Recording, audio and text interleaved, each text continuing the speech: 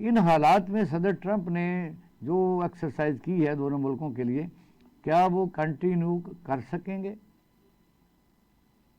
ये देखें, बात ये है कि जो तो जिस तरीके से सीज फायर हुआ है, जैसे ट्रंप ने इंटरप्ट किया है, मेरा करण साहब ने बहुत अच्छे तरीके से उसको कवर कर दिया है, उस पर मैं ज्यादा वक्त नहीं लूंगा। ठीक है। लेकिन बात यह है कि ट्रंप के पास हिंदुस्तान को प्रेशराइज करने के लिए काफी कुछ है। ठीक है। लिहाजा ये ऐसे नहीं हो सकता कि वो कहे उनको कि आप ये काम करें और वो उसको ना करें, या आगे से कोई अड़ी करें जिसको कहते हैं। हाँ हाँ हाँ और दूसरी बात ये कि सबसे जो बड़ा इवेंट है वो जो हमने डिटरेंस रीस्टैब्लिश की है। देखें, जो पहले 2 दिन की लड़ाई, बल्कि पहले दिन की लड़ाई में हमने जब उनके 5 जहाज गिरा लिए तो किसी हद तक डिटर तो हमने पहले दिन ही कर दिया। जी जी। फिर 2 दिन तक ड्रोन की लड़ाई होती थी, आपको पता है 100 के करीब हमने ड्रोन गिरा दिए।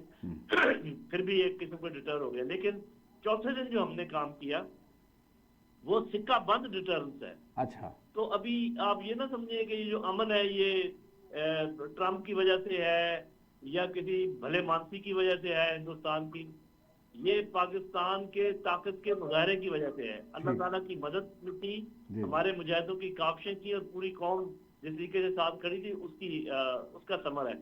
इसलिए ये आराम से खत्म होने वाली चीज नहीं है। अगर किसी के जेहन में ये हो कि 18 को वो फिर कोई शरारत करेंगे, तो ये तो मेरा अपना ख्याल ये है कि आप कह रहे थे ना जख्म चाट रहे हैं, इन जख्मों को मुंतमिल होने में कुछ टाइम लगेगा, ये चंद दिनों या हफ्तों में इससे सर ये बैलेंस ऑफ जो पावर का है, बैलेंस ऑफ पावर बहुत बुरे तरीके से इंडिया को डैमेज कर गया है। क्योंकि 20 साल से तो ये हो रहा था कि इंडिया इकानमी में आगे है, इंडिया पावर में आगे है, इंडिया की फॉरेन पॉलिसी सबसे आगे है, पाकिस्तान में हुकूमतें बदल रही हैं, पाकिस्तान कमज़ोर है, बलूचिस्तान में ये हो रहा है, हमारा KPK में कोरोना एमरजेंसी में ये हो रहा है। तो लेकिन इस आप कह सकते हैं युद्ध ने या जंग ने काफ़ी बैलेंस ऑफ पावर पाकिस्तान के हक में कर दिया। जी आप ठीक कह रहे हैं। मतलब ये कि ये जो न्यूक्लियर वेपन होते हैं ये बड़े इक्वलाइजर होते हैं।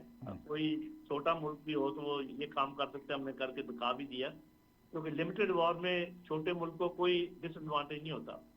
लेकिन अभी बात ये है कि जैसे आप कह रहे थे कि आगे कैसे चलना है। जी जी। आगे एक ही रास्ता चलने का कि 2 न्यूक्लियर मुल्क आपस में सींग फंसाकर जिंदगी नहीं गुजार सकते। जो हमारे 1.5 अरब अवाम है दोनों साइडों पर, उनका हक है कि उनको उनकी तरफ तवज्जो दी जाए।